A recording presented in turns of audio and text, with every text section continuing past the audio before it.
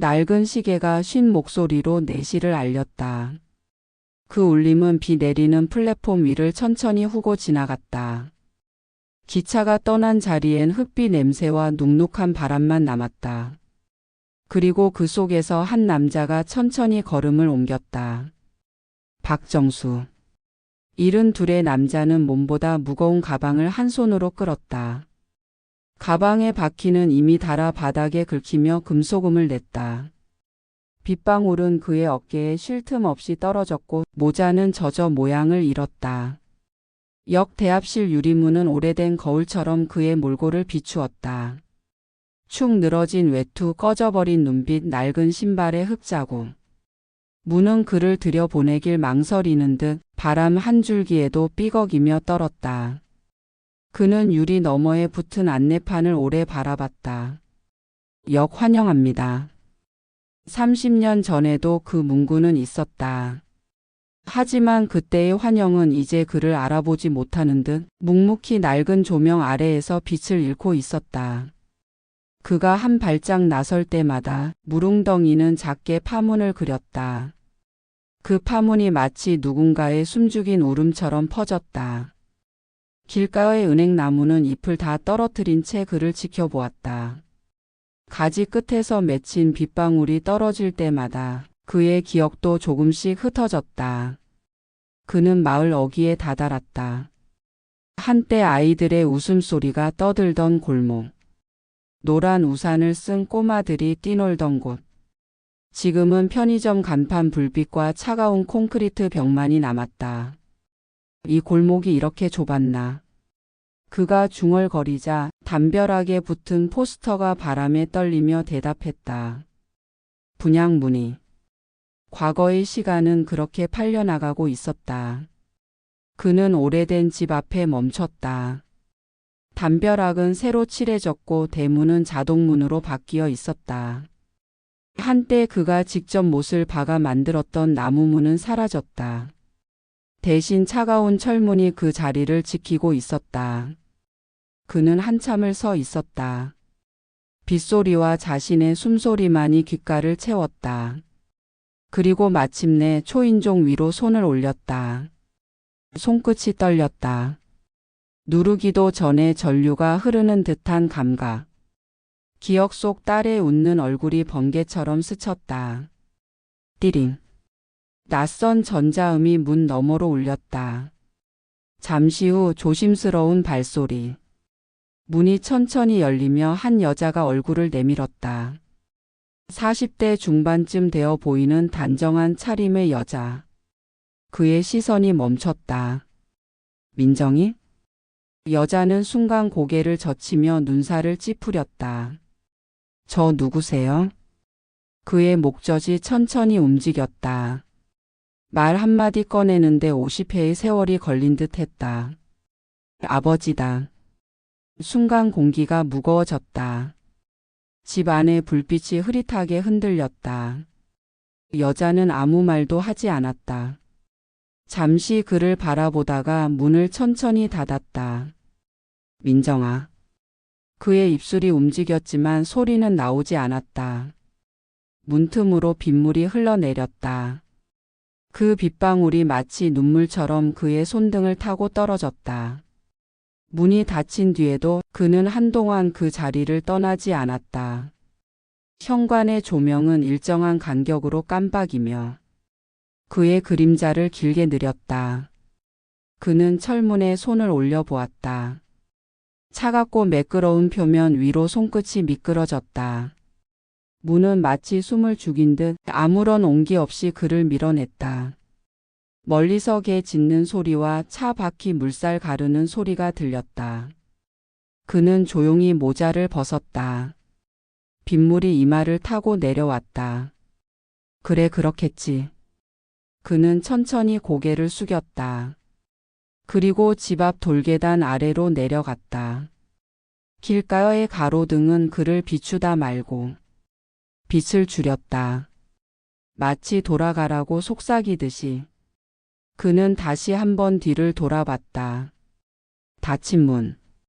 그 너머의 집은 말이 없었다. 창문 커튼은 미동도 없었다. 단 한 줄기 빛도 새어 나오지 않았다. 그리고 그 순간 무너진 듯한 숨이 그의 입에서 새어 나왔다. 민정아, 나 다시 늦지 않으려고 왔다. 그 말은 비에 묻혀 사라졌다.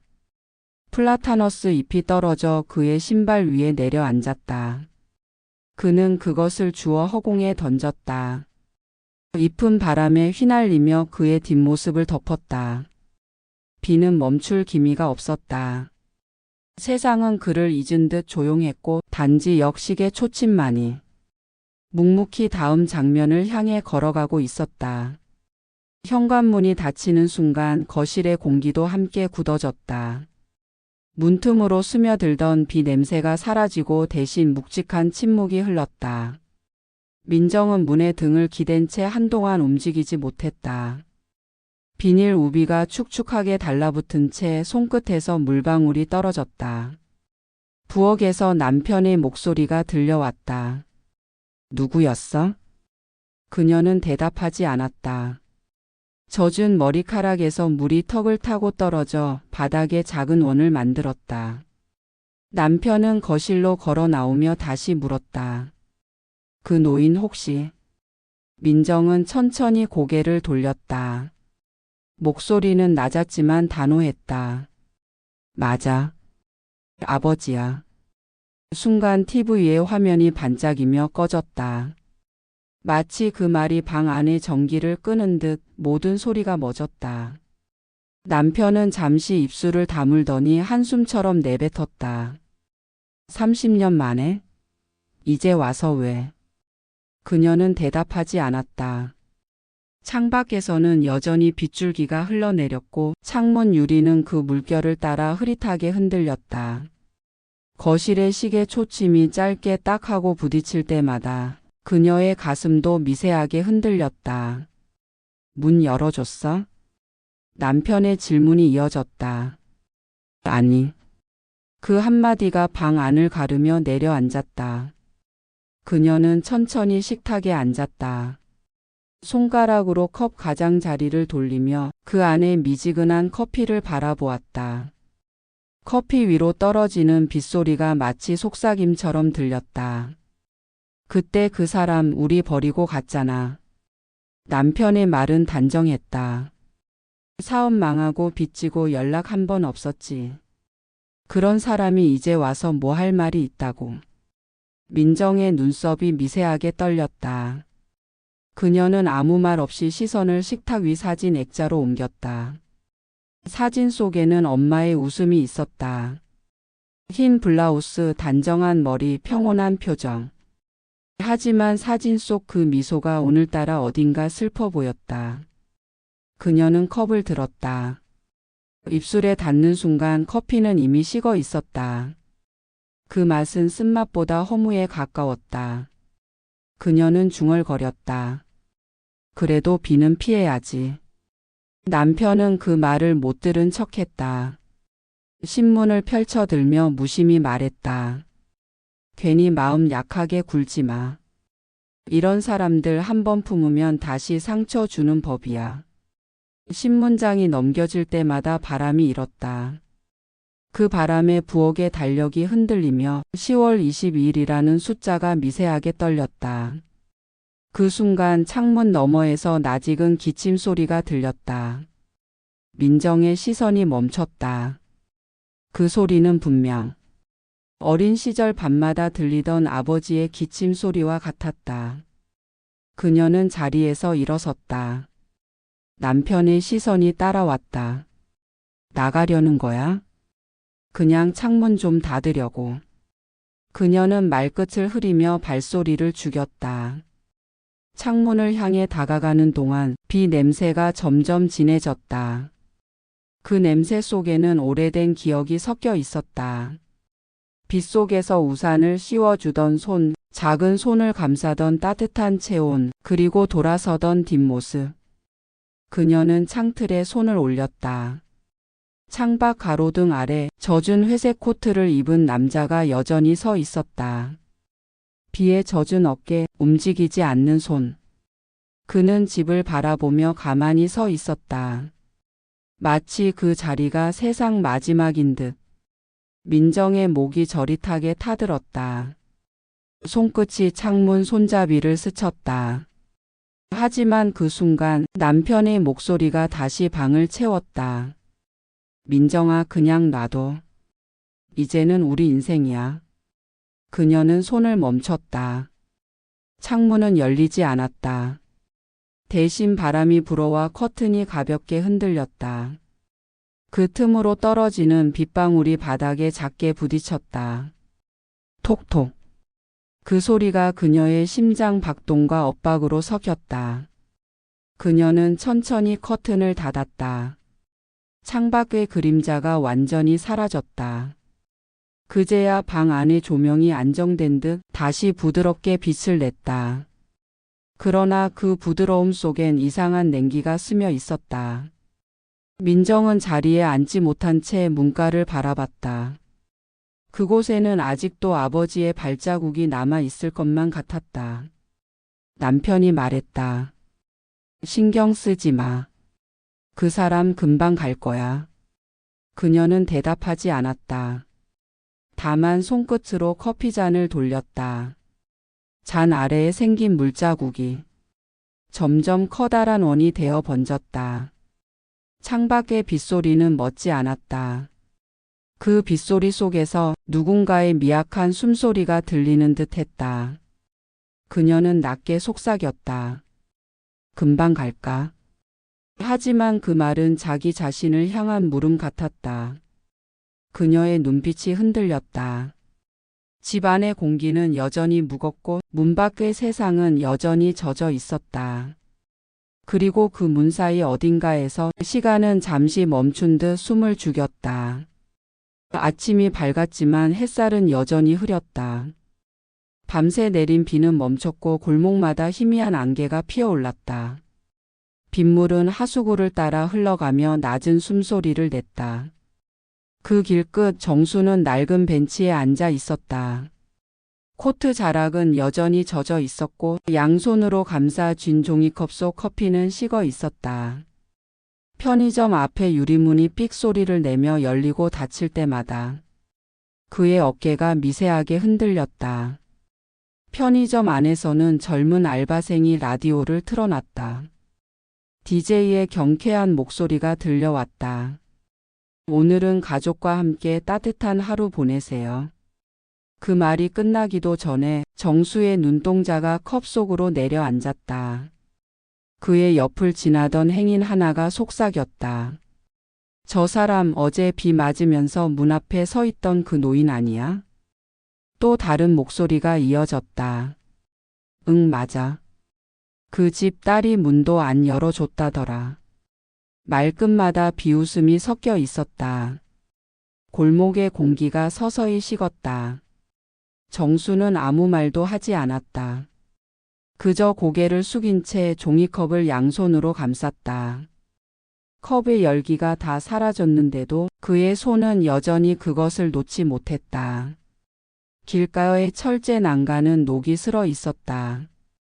햇빛이 비치면 그 녹색 표면이 은근히 반짝였고 그 빛이 정수의 얼굴을 스쳤다. 그는 손등으로 얼굴을 가렸다. 마치 세상의 시선을 막기라도 하려는 듯.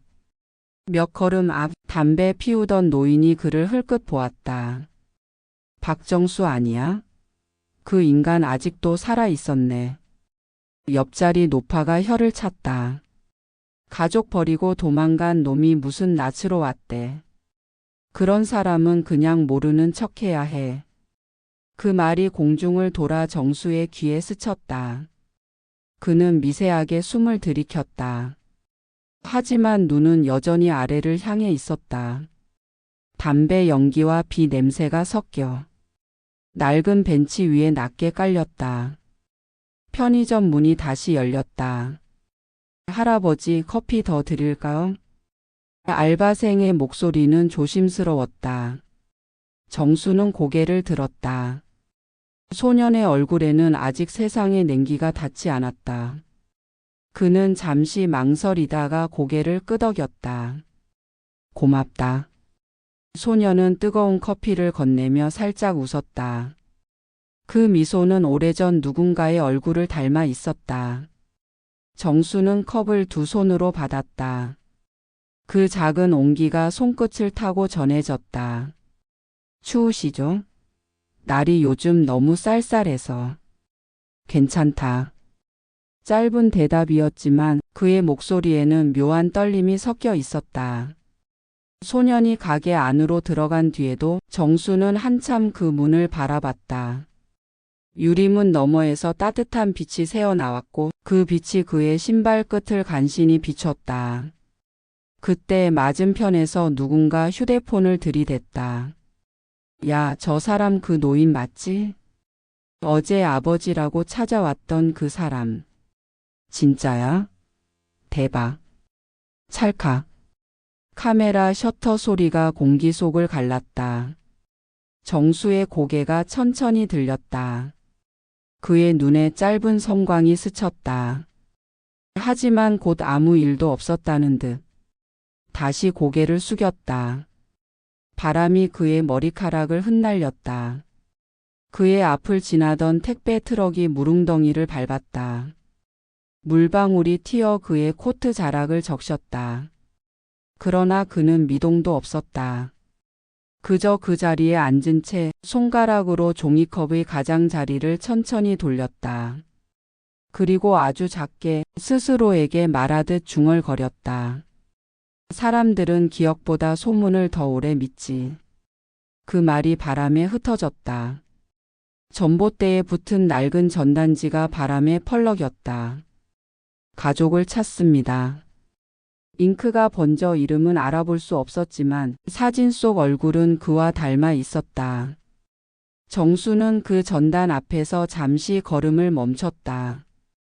그는 천천히 종이컵을 쓰레기통에 버렸다. 그 속엔 아직 커피가 반쯤 남아 있었다. 길가의 하늘은 회색이었다. 그 아래를 걷는 그의 그림자는 길고 얇았다. 어디서부터 잘못된 걸까? 30년 전의 발자국이 아직도 이 골목 어딘가에 남아있는 듯 했다. 그는 잠시 고개를 들었다. 멀리 자신의 옛집이 있는 언덕 방향으로 시선을 던졌다. 바람이 불어왔다. 그 바람 속에는 딸아이의 어릴 적 목소리가 섞여 있었다. 아버지 언제 와요? 그는 눈을 감았다. 눈꺼풀 아래에서 눈물이 한 줄 흘러내렸다. 그 눈물은 빗물과 섞여 다시 발끝으로 흘러내렸다. 그때 그의 주머니 속에서 종이 한 장이 흘러나왔다. 오래된 편지 봉투였다. 구겨진 종이 위에는 희미하게 이름이 적혀 있었다. 민정에게. 정수는 그것을 다시 주워 가슴 안에 넣었다. 그리고 아주 낮게 속삭였다. 이건 아직 때가 아니야. 골목 끝에 빛이 점점 어두워졌다. 가로등이 켜질 즈음 그는 천천히 뒷골목으로 사라졌다. 남겨진 것은 커피 냄새와 지워지지 않는 사람들의 시선뿐이었다. 밤이 깊었다. 도시의 불빛은 이미 절반쯤 꺼졌고 민정의 집 거실에는 전등 하나만 남아 있었다. 그 불빛은 방 안 공기 위로 희미하게 흔들리며 마치 오래된 기억의 숨결처럼 벽에 그림자를 드리웠다. 그녀는 소파에 앉아 있었다. 손에는 따뜻하지도 차갑지도 않은 찻잔 하나. 잔 위로 피어오르던 김은 이내 사라지고 남은 건 잔 밑에 고여든 빛의 흔적뿐이었다. 벽식의 초침이 똑딱거릴 때마다 그녀의 시선이 살짝 흔들렸다. 시계 바늘이 돌 때마다 기억의 파편들이 조금씩 되살아났다. 그녀는 천천히 눈을 감았다. 그리고 그 안에서 그날이 다시 시작됐다. 어린 시절의 자신이 마당 끝에 서 있었다. 하얀 원피스, 풀밭 위에 떨어진 구두 한 짝. 그날의 하늘은 흐렸고 기차가 떠나는 소리가 멀리서 들려왔다. 아버지 가지 마세요. 작은 소녀의 목소리가 떨렸다. 그녀의 양손은 아버지의 옷자락을 붙잡고 있었다. 그러나 그 손은 곧 미끄러졌다. 남자의 뒷모습이 서서히 멀어졌다. 회색 코트, 젖은 신발, 무거운 걸음. 그는 한 번도 뒤돌아보지 않았다. 어린 민정은 울음을 터뜨렸다. 마당의 장독대가 그 울음을 대신 받아낸 듯 물방울이 툭툭 떨어졌다. 엄마의 발소리가 뒤에서 들려왔다. 울지 마, 민정아. 다 이유가 있을 거야. 하지만 아이의 마음속엔 오직 한 문장만 남았다. 아버지는 우리를 버렸다. 민정은 눈을 떴다. 손에 들린 찻잔의 표면이 미세하게 흔들리고 있었다. 그 흔들림이 마치 그녀의 손끝을 비웃듯 아직도 그때 거기서 멈춰 있느냐 묻는 듯 했다. 그녀는 조용히 일어나 창가로 걸었다. 유리창에는 빗물 자국이 그대로 남아 있었다. 손끝으로 그 자국을 따라가자 그 아래에서 먼지가 일었다. 그 먼지는 달빛을 머금고 천천히 흩어졌다. 아버지. 그녀의 입술이 미세하게 움직였다. 소리는 거의 들리지 않았다.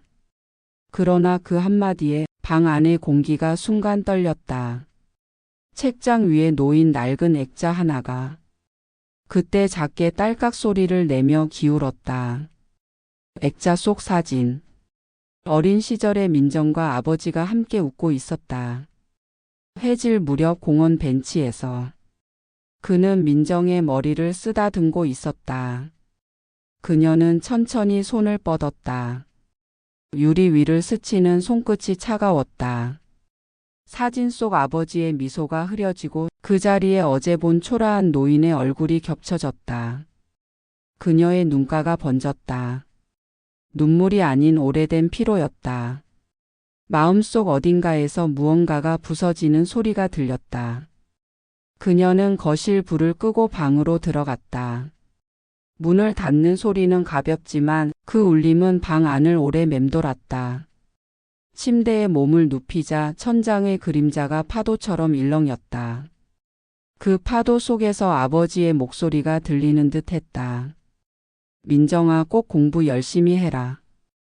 그 말은 오래전 학교 입학식 날 그녀의 머리를 쓰다듬던 그 목소리였다. 그녀는 베개를 껴안았다. 그리고 속삭였다. 그 말 왜 이제 와서 다시 들려. 침묵이 방을 메웠다. 바깥에서 바람이 불며 커튼이 살짝 들렸다. 그 틈으로 들어온 달빛이 책상 위를 비추었다. 거기엔 낡은 편지 봉투 하나가 놓여 있었다. 발신인 없음. 그리고 희미하게 적힌 주소. 동번지. 그 주소는 바로 아버지가 살던 옛집이었다. 민정은 봉투를 집어들었다. 봉투 끝은 이미 젖어 있었고 잉크는 번져 있었다. 그녀는 봉투를 열지 못한 채 그저 손끝으로 글씨를 쓸어내렸다. 그리고 낮게 중얼거렸다. 아직도 그 집으로 돌아오고 싶었던 걸까? 바깥에서는 다시 빗소리가 시작됐다. 그 빗소리가 마치 응 하고 대답하는 듯 창문을 두드렸다. 그녀는 눈을 감았다. 그 소리 속에서 어린 시절의 자신이 아직도 문 앞에 서 있었다. 아버지, 가지 마세요. 그 목소리는 여전히 그 자리에 있었다. 세월은 흘렀지만 그날의 울음은 아직 마르지 않았다. 인천공항의 자동문이 부드럽게 열렸다. 따뜻한 바람이 한순간 스쳐 지나갔지만 민호의 표정은 변하지 않았다. 그의 손에는 출장용 검은 캐리어 하나, 반듯하게 다려진 셔츠 구두는 물기를 한 점도 허락하지 않았다. 그의 휴대폰 화면에는 메시지 하나가 떠 있었다. 아버지 돌아오셨대. 민정이 언니가 봤대.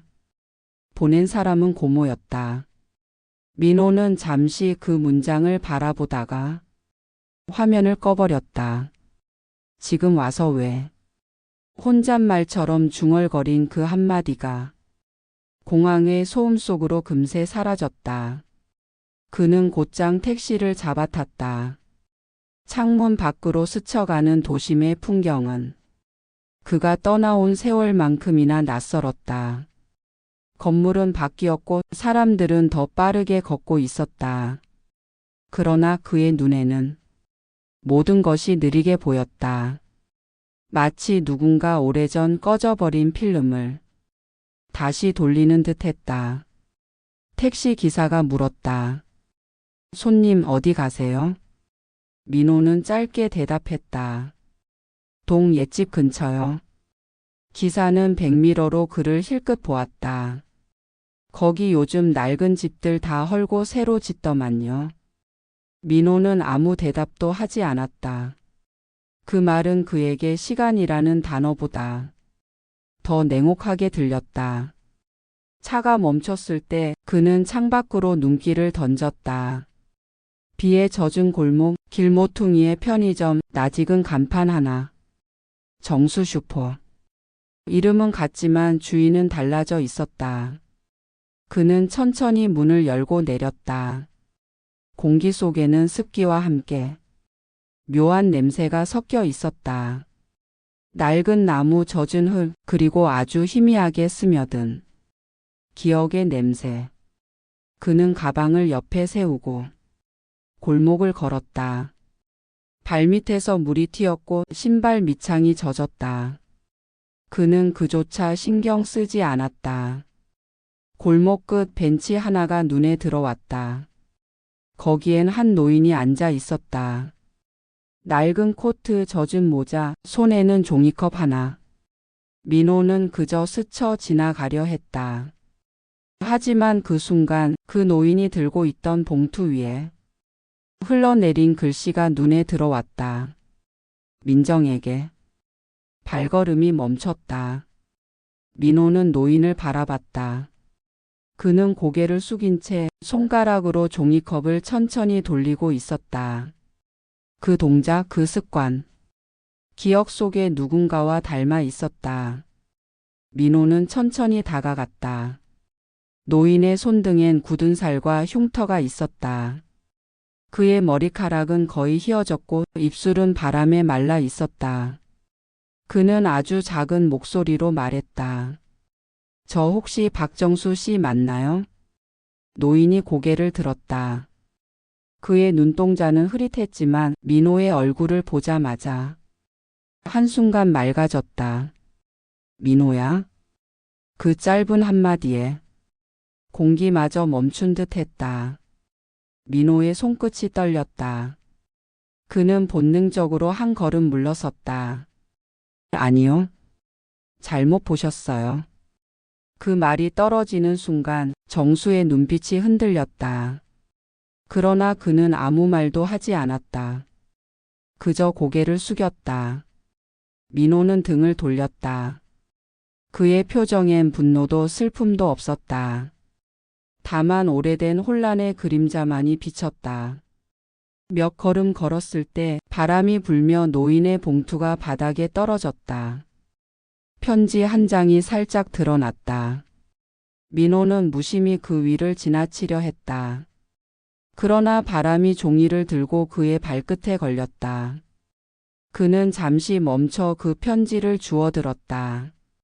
봉투는 낡았고 손때와 빗물로 얼룩져 있었다.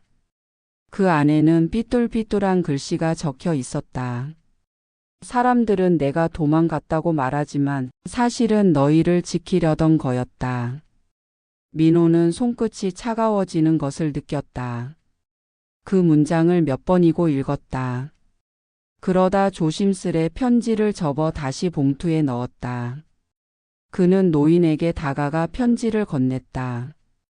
떨어졌어요. 정수는 천천히 고개를 들었다. 그의 손이 떨리며 편지를 받았다. 고맙다. 그 한마디에 담긴 진심이 민호의 가슴 어딘가를 건드렸다. 그러나 그는 아무 말 없이 고개를 숙였다. 그리고 천천히 그 자리를 떠났다. 발소리가 멀어질수록 정수의 어깨가 더 작아 보였다. 민호는 골목 끝에서 한 번 더 뒤돌아봤다. 노인은 여전히 벤치에 앉아 있었다.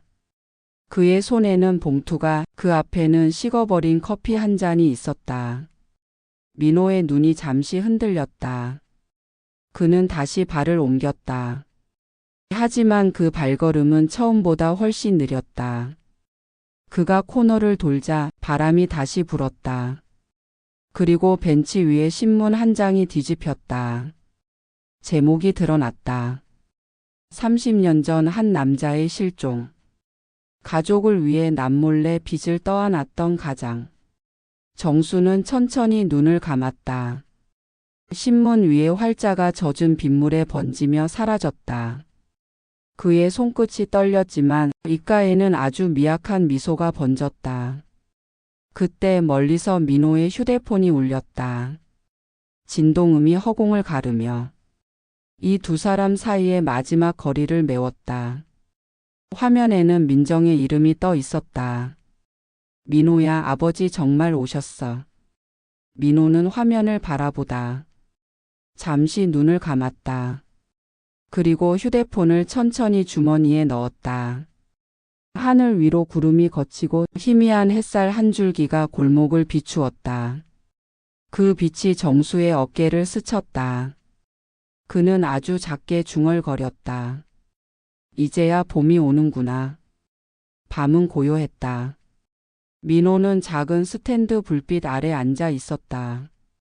그의 앞에는 구겨진 봉투 하나. 민정에게라고 적혀 있었지만 그는 도무지 그것을 그냥 두고 볼 수가 없었다. 책상 위 시계 초침이 딱딱 소리를 냈다. 그 리듬이 이상하게도 그의 심장과 겹쳤다. 그는 손끝으로 봉투의 끝을 더듬었다. 젖은 종이는 금방이라도 찢어질 듯 약했다. 그는 깊게 숨을 들이마셨다. 그리고 아주 천천히 봉투를 열었다. 안에는 낡은 편지 한 장이 들어 있었다. 노인의 글씨는 삐뚤빼뚤하고 잉크가 번져 있었지만 한자 한자에 묵직한 체온이 남아 있었다. 민정아, 민호야. 그날 나는 너희를 버린 게 아니다. 그때 집이 망했을 때 내 이름으로 진 빚이 아니라 너희 어머니가 보증을 선 친구의 것이었단다. 나는 그걸 대신 갚아야 했다. 그걸 알면 어머니가 무너질까봐 나는 그냥 떠나는 걸 택했다. 민호의 눈이 흔들렸다. 손끝이 떨렸고 편지 위에 잉크가 손가락에 번졌다. 그는 다음 문장을 읽었다. 나는 매달 너희 이름으로 조금씩 적금을 넣었다. 언젠가 돌려줄 날이 오면 좋겠다고 믿으면서. 너희가 나를 원망해도 좋다. 다만 내가 그때 너희를 사랑하지 않았다고 생각하진 말아다오. 민호의 시야가 흐려졌다. 스탠드 불빛이 번지며 편지의 글씨가 물결처럼 흔들렸다. 그는 편지를 천천히 내려놓았다. 그 안에는 마지막 문장이 남아 있었다. 내가 돌아가면 너희 어머니가 가장 좋아하던 된장 냄새가 나는 그 마당에서 밥을 같이 먹자. 그날이 오면 나는 비로소 숨을 편히 쉴 수 있을 것 같다. 그는 눈을 감았다. 한동안 아무 소리도 없었다. 밖에서는 가로등이 깜빡였고 바람이 커튼을 밀며 방 안으로 스며들었다. 민호는 책상 위에 두었던 아버지의 낡은 사진을 들었다. 흑백 속에서 젊은 정수가 웃고 있었다. 그 미소는 세상이 덮은 먼지를 뚫고 나오는 듯 했다. 그때 방문이 조용히 열렸다. 민정이었다. 그녀는 아무 말 없이 그의 옆으로 다가왔다. 읽었어? 민호는 고개를 들지 않았다. 응. 뭐라고 쓰여 있었어? 그는 잠시 숨을 고르며 낮게 대답했다. 우리가 오해했어. 민정의 얼굴이 굳었다. 그녀의 손끝이 미세하게 떨렸다. 오해라니 그 사람이 떠난 게 우릴 지키려고 한 거래. 민호의 목소리는 낮았지만 단단했다. 엄마가 대신 질 뻔한 빚, 그걸 혼자 감당하려고 한 거야. 민정은 아무 말도 하지 못했다. 그녀의 눈빛이 스탠드 불빛에 닿았다. 그 불빛이 살짝 흔들리며 두 사람의 얼굴 위로 그림자를 드리웠다. 민호가 편지를 내밀었다. 민정은 떨리는 손으로 그것을 받았다. 종이를 펼치는 순간 그녀의 숨이 짧게 끊겼다. 글씨 하나하나가 가슴을 찔렀다. 이걸 왜 이제야 봐? 그녀의 목소리가 흩어졌다. 민호는 조용히 말했다. 언니, 내일 아버지한테 가자. 그녀는 고개를 저었다. 그 사람은 이미 너무 늦었어. 아니.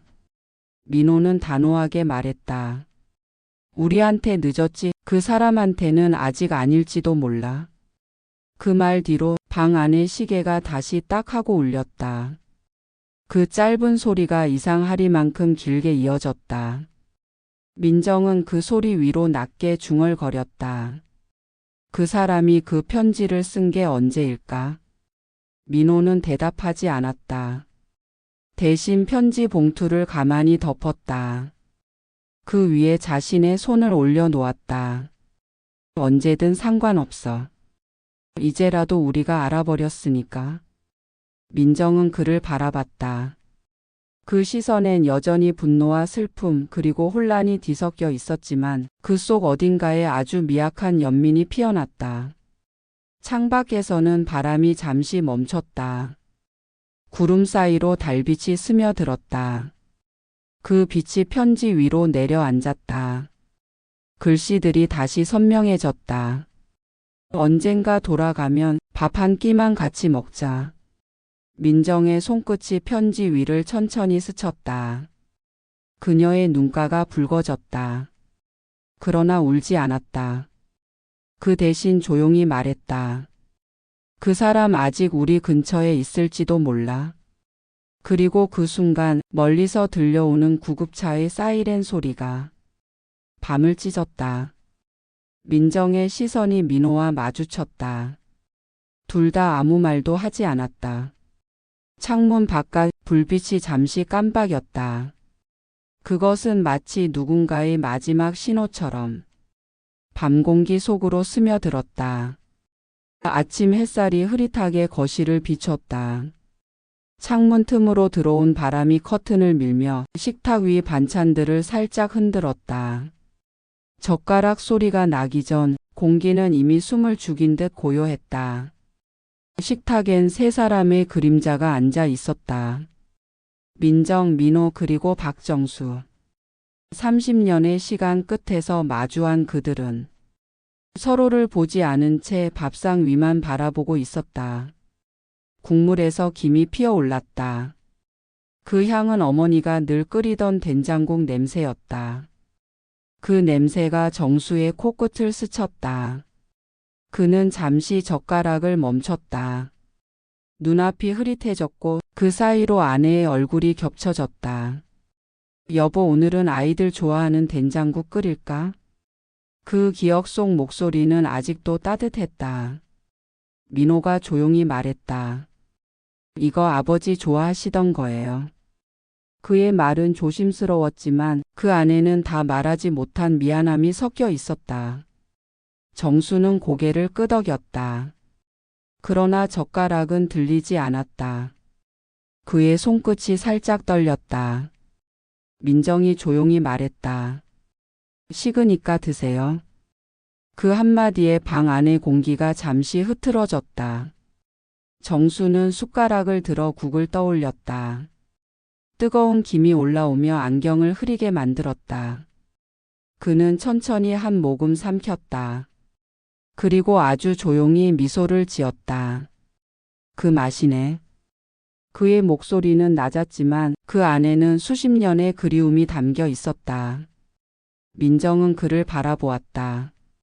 그 미소가 너무 낯설었다. 그녀의 눈빛이 흔들렸다. 그 맛이요? 응. 너희 어머니 손맛. 그 맛이 아직 남아있네. 그 말이 끝나자 식탁 위 그릇 하나가 작은 소리를 내며 흔들렸다. 공기 중에 긴장이 깨지지 않은 채 시간이 천천히 흘렀다. 민호가 조심스럽게 물었다. 아버지 그동안 어디 계셨던 거예요? 정수는 대답 대신 고개를 숙였다. 그의 손이 식탁 위를 천천히 스쳤다. 손등에 주름 사이로 남은 상처가 보였다. 많이 돌았지. 공사판도 다니고 바닷가에서도 일했어. 그는 잠시 말을 멈췄다. 근데 하루도 안 잊었다. 민정은 그 말을 들었지만 쉽게 받아들이지 못했다. 그녀의 젓가락 끝이 멈췄다. 국물 위로 김이 피어오르다가 사라졌다. 정수는 그런 딸을 바라보다가 천천히 입을 열었다. 미안하다. 그 한마디에 식탁 위에 모든 소리가 멎었다. 밥알이 굳고 젓가락이 멈추고 심지어 시계 초침조차 그 말을 삼킨 듯 조용해졌다. 민정은 숟가락을 내려놓았다. 그 한마디 하러 30년 만에 오셨어요? 그녀의 목소리는 차가웠지만 끝은 조금 흔들렸다. 정수는 고개를 숙였다. 그래도 와야 할 것 같더라. 그 말이 공기 속에 길게 남았다. 민호가 눈을 돌렸다. 창밖에서 참새 한 마리가 전선을 따라 날았다. 그 짧은 날갯짓이 식탁 위로 그림자를 던졌다. 민정은 한참 동안 아무 말도 하지 않았다. 그녀의 눈이 잠시 정수의 손등 위를 스쳤다. 그 손 위엔 어릴 적 자신을 안아주던 그 손의 흔적이 있었다. 그녀는 조용히 젓가락을 들었다. 국 식기 전에 드세요. 정수는 고개를 들었다. 그의 눈에 눈물이 맺혔다. 그러나 그는 울지 않았다. 그저 한 모금 더 국을 삼켰다. 그 소리가 방 안에 작게 울렸다. 좋다. 그의 입가에 미소가 번졌다. 이렇게 다시 밥을 먹을 줄은 몰랐다. 민정은 시선을 피했다. 그녀의 눈가가 반짝였지만 눈물은 끝내 떨어지지 않았다. 민호는 아버지의 숟가락을 바라보았다. 손끝이 미세하게 떨리고 있었다. 그는 알 수 있었다. 아버지가 이제 오래 버티지 못할 거라는 걸. 그 순간 정수가 천천히 젓가락을 내려놓았다. 배부르다. 맛있게 먹었다. 그 말과 함께 그는 의자에 등을 기대며 숨을 고르듯 눈을 감았다. 식탁 위의 그릇들 사이로 햇빛이 한 줄기 스며들었다. 그 빛이 그의 얼굴을 덮었다. 주름마다 세월이 고여 있었고 그 세월 속에는 후회와 사랑이 함께 얽혀 있었다. 민정은 조용히 말했다. 아버지 이젠 좀 쉬세요. 그녀의 목소리는 어딘가 부드러워져 있었다. 정수는 눈을 떴다. 그래. 근데 아직 해야 할 게 남았지. 그는 자리에서 일어나려다 잠시 휘청거렸다. 민호가 재빨리 팔을 받쳤다. 괜찮으세요? 괜찮다. 잠깐 어지러워서. 그는 식탁 위를 바라봤다. 그리고 아주 천천히 손을 뻗었다. 그 손끝이 된장국 그릇 옆을 스쳤다. 이 맛 잊지 말아라. 그 말과 함께 그는 잠시 눈을 감았다. 방 안에는 된장국의 냄새가 남았다. 그 냄새는 추억의 온도였다. 그리고 아무도 모르게 그의 숨결이 아주 조용히 가늘어졌다. 밤이 완전히 내려앉았다. 창밖엔 비가 다시 시작됐다. 빗방울은 유리창을 따라 미끄러졌고 그 소리는 마치 오래된 시계처럼 일정한 박자로 울렸다. 민호는 조용히 문을 열었다. 방 안에는 희미한 불빛만이 남아 있었다. 침대 위에는 정수의 낡은 가방이 놓여 있었다. 그 가방은 세월의 무게로 색이 발해 있었고 지퍼 끝에는 녹이 슬어 있었다. 그는 손끝으로 지퍼를 잡았다. 천천히 아주 조심스럽게 올렸다. 금속의 마찰음이 방 안의 정적을 깼다. 그 안에는 구겨진 셔츠, 다른 손수건, 그리고 낡은 통장 몇 권이 있었다. 민호는 그것들을 꺼내어 책상 위에 펼쳤다. 먼지가 일었다. 조명 아래서 통장의 표지가 반짝였다. 그는 첫 장을 열었다. 거기에는 이름이 적혀 있었다. 예금주 박민정. 그 아래에는 꾸준히 찍힌 입금 기록이 있었다. 금액은 크지 않았다. 10만 원, 5만 원, 3만 원. 하지만 날짜는 일정했다.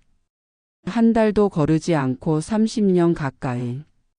민호의 손끝이 멈췄다. 그는 한 장 한 장 넘겼다. 예금주 박민호. 예금주 박은 지손녀 이름.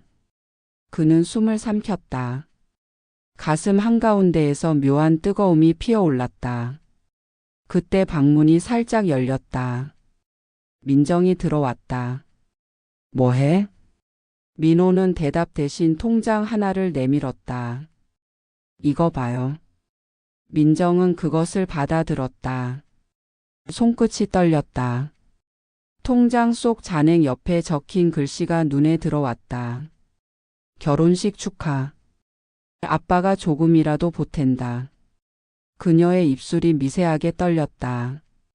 눈앞이 흔들렸다. 이걸 언제까지 넣으신 거야? 민호는 대답하지 않았다. 그 대신 또 다른 종이 하나를 꺼냈다. 노란색 메모지였다. 민정아, 내 생일날엔 늘 미역국 먹었지? 올해도 그랬길 바란다. 그 한 줄이 민정의 마음을 무너뜨렸다. 그녀는 손으로 입을 가렸다. 눈물이 터질 듯 했지만 그녀는 울지 않았다. 대신 낮게 속삭였다. 왜 이런 걸 숨겼을까? 민호가 조용히 대답했다. 미안했으니까. 아마 우리보다 더. 민정은 고개를 숙였다. 방 안의 공기가 무겁게 가라앉았다. 비는 여전히 창문을 두드렸고 그 소리 속에 정수의 목소리가 섞여 있는 듯 했다. 너희는 잘 살고 있지? 아버지는 늘 그 자리에서 보고 있다. 민정은 통장을 품에 안았다. 그 순간 방 안의 공기가 미세하게 흔들렸다. 스탠드 불빛이 깜빡이며 한 줄기 빛을 흘렸다. 그녀는 책상 위에 놓인 가방을 바라보았다. 가방 한쪽에는 또 다른 작은 봉투가 있었다. 그녀는 그것을 꺼냈다. 봉투 안에는 낡은 가족 사진 한 장이 들어 있었다. 바닷가에서 찍은 사진이었다. 어린 민호가 모래성을 쌓고 민정이 웃고 있었으며 그 옆에서 젊은 정수가 모자를 벗고 있었다. 그녀는 사진을 조심스레 펼쳤다. 사진의 모서리에는 잉크로 써 내려간 글씨가 있었다. 가족은 언제나 같은 하늘 아래 있다. 그 글씨 아래로 빗소리가 스며들었다. 민정은 손끝으로 그 글자를 따라가며 눈을 감았다. 같은 하늘 아래라. 그녀의 목소리가 떨렸다. 그 떨림이 공기를 갈랐다. 민호가 조용히 말했다. 언니, 내일 아버지 병원 가야겠어. 민정은 대답하지 않았다. 그녀는 사진을 품에 안았다. 그 품 안이 따뜻했다. 마치 아버지가 마지막으로 안아주는 것처럼. 그때 창밖에서 번개가 번쩍였다. 순간적인 빛이 방 안을 환하게 비췄다. 그 빛 아래 가방 속에 아직 꺼내지 않은 서류 한 장이 보였다. 이번 동의서. 날짜는 바로 어제였다. 민호는 그것을 꺼내 들었다. 그 문서 끝에는 떨리는 손으로 쓴 사인이 있었다. 박정수. 민호의 눈동자가 흔들렸다.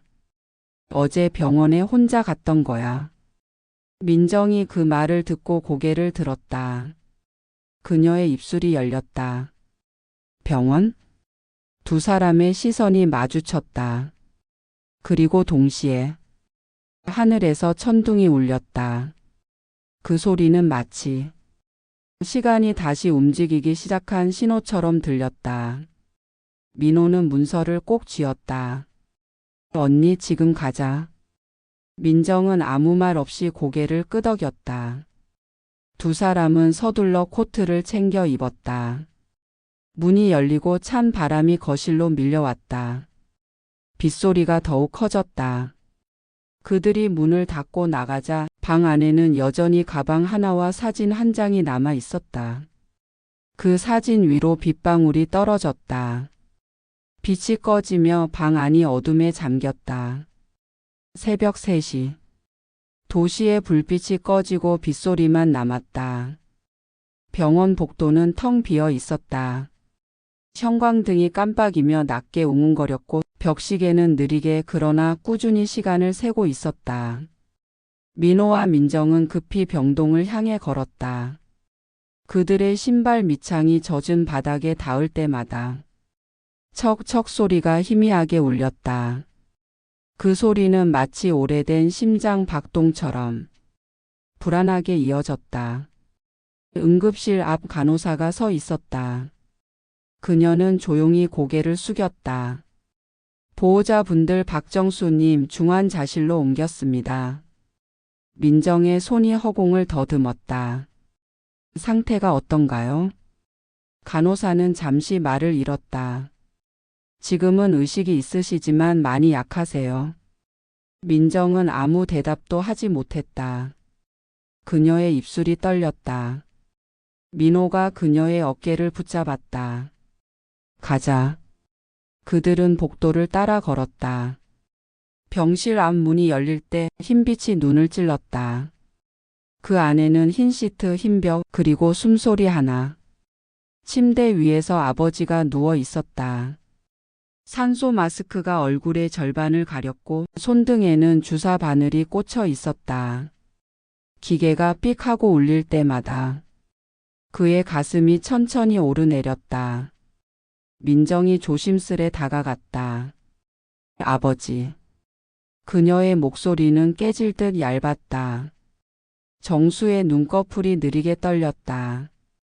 그가 겨우 눈을 떴다. 희미한 시선이 천천히 그녀를 찾았다. 민정이냐? 그의 입술이 미세하게 움직였다. 그 말 한마디가 30년의 공백을 찢어냈다. 민정은 고개를 끄덕였다. 저예요, 아버지. 그녀의 눈에서 눈물이 떨어졌다. 그 눈물 방울이 아버지의 손등에 닿았다. 그 순간 아버지의 손가락이 아주 약하게 움직였다. 그는 그 눈물을 닦으려는 듯 손끝을 들었지만 공중에서 멈췄다. 민호가 침대 옆으로 다가왔다. 아버지, 민호예요. 정수는 천천히 고개를 돌렸다. 그의 입술이 다시 떨렸다. 미안하다. 그 말이 공기 속으로 퍼지자 기계의 소리가 잠시 멈춘 듯 느껴졌다. 민호는 고개를 숙였다. 아버지, 이제 됐어요. 저희가 다 알아요. 그동안 왜 그랬는지. 그의 목소리가 흔들렸다. 정수의 눈가에 미세한 빛이 번졌다. 그의 입꼬리가 천천히 올라갔다. 그래, 다행이네. 그는 숨을 들이쉬었다.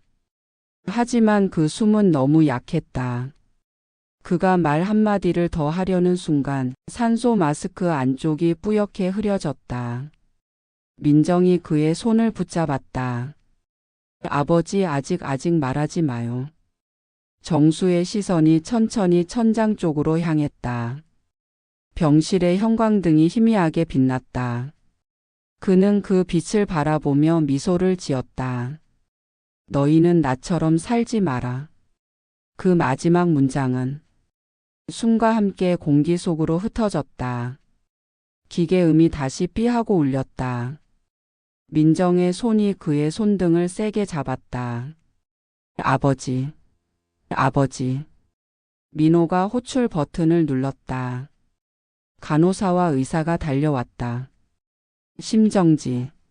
3분 전부터 약화. 제세동 준비하세요. 삐걱대는 소리, 기계의 피드백음, 의사의 짧은 지시들. 그 모든 소리가 뒤엉켜 한순간 공기 자체가 찢어지는 듯 했다. 민정은 뒤로 물러서지 않았다. 그녀의 눈은 아버지의 얼굴을 벗어나지 못했다. 아버지, 가지 마세요. 제발. 그녀의 손끝이 하얗게 질렸다. 세 번째 제세동. 의사가 고개를 떨궜다. 시간 새벽 4시 12분. 사망 확인. 순간 병실의 모든 기계가 멈췄다. 소리도 빛도 숨도. 민정의 눈동자가 흔들렸다. 그녀의 입술이 열렸지만 소리는 나오지 않았다. 민호가 조용히 손을 내밀어 아버지의 눈꺼풀을 감쌌다. 그의 손끝이 미세하게 떨렸다. 이제 편히 쉬세요. 그 말과 함께 병실의 창밖에서 빗소리가 조금 더 거세졌다. 유리창을 두드리는 빗방울이 마치 누군가의 박동처럼 이어졌다. 민정은 침대 곁에 앉았다. 아버지의 손을 잡은 채 작게 중얼거렸다. 이제야 밥 한 끼 같이 먹었는데. 그녀의 눈물 한 방울이 아버지의 손등 위로 떨어졌다. 그 손끝이 아주 미세하게 움직였다. 마치 마지막으로 괜찮다라고 말하는 듯. 그때 병실 천장 위 형광등이 깜박였다. 짧은 불빛 사이로 아버지의 얼굴이 잠시 미소를 띄었다. 그 미소는 오래된 겨울이 끝나고 봄이 오는 듯한 표정이었다. 그리고 다시 어둠. 기계의 불빛이 하나씩 꺼졌다. 남은 건 빗소리뿐이었다. 그 빗소리가 병실을 덮었다. 삶과 죽음의 경계가 그 빗줄기 속에서 천천히 사라지고 있었다. 비는 이틀째 내리고 있었다. 하늘은 여전히 낮게 깔렸고 병원 장례식장 앞 플라스틱 의자 위로 빗방울이 천천히 떨어졌다. 민정은 하얀 국화꽃을 손에 쥔 채 앉아 있었다. 꽃잎에 떨어진 물방울이 천천히 흘러내렸다. 그녀는 아무 말도 하지 않았다. 주변 사람들의 위로가 들렸지만 그 소리는 모두 멀리서 나는 파도처럼 희미했다. 사진 속 아버지는 미소를 짓고 있었다. 그 미소가 이제는 조금 덜 낯설었다. 그녀는 사진을 가만히 바라보다가 작게 속삭였다. 이제야 알았어요, 아버지. 민호가 옆에 앉았다. 손에는 작은 상자 하나가 들려 있었다. 가방 속에 있었어. 그는 조심스럽게 상자를 열었다. 그 안에는 편지 봉투 하나와 작은 열쇠 하나가 들어 있었다. 봉투에는 단 3글자만 적혀 있었다. 민정에게. 민정은 그것을 받아들었다. 봉투의 종이는 빗물에 약간 젖어 있었고 손끝에 닿는 촉감이 이상하게 따뜻했다. 그녀는 천천히 봉투를 열었다. 그 안에는 짧은 글이 있었다. 민정아. 아버지는 늘 내가 강한 사람이라고 믿었다. 그래서 더 미안했다. 너무 일찍 어른이 되게 만들어버린 게. 이제는 괜찮다. 이제는 내가 웃어야 한다. 그 웃음으로 나도 편히 떠날 수 있을 것 같다. 그 밑에는 서툰 글씨로 덧붙여 있었다. 뒤뜰 장독대 밑에 하나 남긴 게 있다. 그건 내가 찾으면 좋겠다. 민정은 고개를 들었다. 장독대? 민호는 잠시 그녀를 바라보다가 고개를 끄덕였다. 가보자. 비가 약해진 오후 두 사람은 고향집 마당으로 들어섰다. 문은 낡았지만 여전히 단단했다. 장독대 주변에는 풀잎이 무성했다. 민호가 호미로 땅을 살짝 파자 낡은 금속 소리가 들렸다. 그 안에는 녹슨 철암 하나가 있었다. 그들은 그것을 조심스럽게 꺼냈다. 뚜껑을 열자 그 안에는 오래된 손목시계 하나와 사진 한 장 그리고 수첩이 있었다. 시계는 멈춘 지 오래였다. 그러나 유리 너머에서 여전히 희미한 금빛이 보였다. 민정은 사진을 꺼냈다. 그건 자신과 동생 그리고 엄마가 웃는 사진이었다. 아버지는 그들을 뒤에서 바라보고 있었다. 그 시선엔 한없이 다정한 빛이 있었다. 민호가 수첩을 펼쳤다. 거기엔 날짜가 빽빽하게 적혀 있었다. 월 1 민호 첫 취직. 축하한다. 월 1 민정 생일.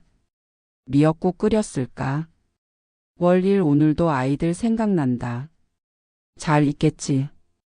그의 글씨는 어느 날 이후로 멈춰 있었다. 월 1 내일이면 다시 그 집 앞에 가보려 한다. 민호는 숨을 내쉬었다. 그는 조용히 말했다. 그날 오셨던 이유가 이거였네요. 민정은 아무 대답도 하지 않았다.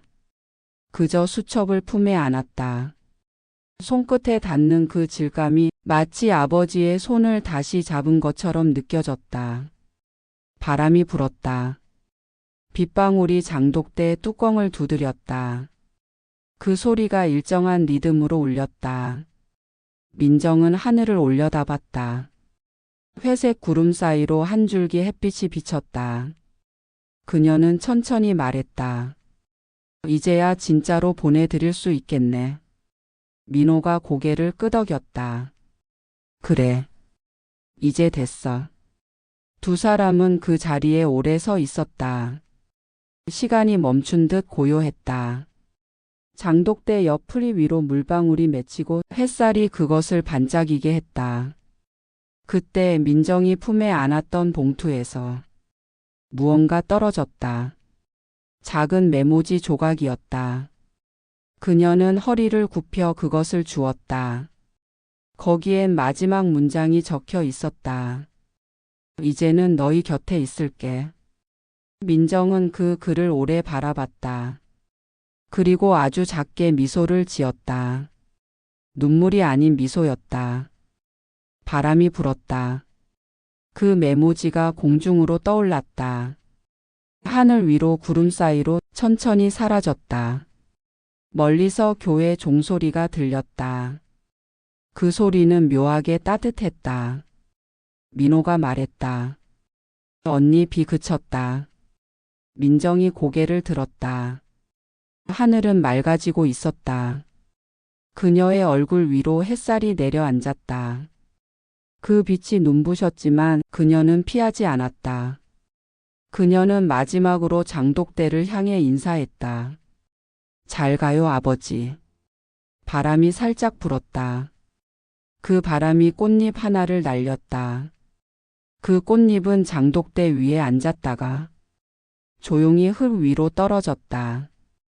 그 순간 어디선가 들려오는 아버지의 목소리가 희미하게 공기를 울렸다. 그래, 이제 웃어라. 그 목소리는 바람에 실려 멀리 산등성이 너머로 흘러갔다. 민정은 눈을 감았다. 그리고 아주 조용히 숨을 들이마셨다. 된장국 냄새가 바람 속에서 스쳤다. 그 냄새는 집의 냄새였고 기억의 냄새였고 사랑의 냄새였다. 비는 멎었지만 그날의 냄새는 아직 남아 있었다. 누군가의 용서가 늦게 도착하더라도 그 마음이 진심이었다면 세월은 그 길을 잊지 않는다. 30년 만의 귀향, 그것은 단순한 귀가가 아니라 한 사람의 생이 마지막으로 전한 사랑의 방향이었다. 우리가 놓쳐온 얼굴들, 닫힌 문 너머에서 기다리던 누군가를 이제라도 기억해 주는 것. 그게 어쩌면 가장 인간다운 일인지도 모른다. 지금까지 30년 만의 귀향을 함께해 주신 여러분 감사합니다. 세상이 외면한 사람들의 숨겨진 이야기, 그 안에서 우리는 인간을 다시 봅니다. 다음 이야기도 누군가의 잊힌 사랑, 잃어버린 용서를 향합니다. 당신의 구독과 좋아요는 또 다른 이야기가 세상에 닿을 수 있게 해줍니다. 당신의 마음 한켠을 울릴 다음 이야기 꼭 놓치지 마세요.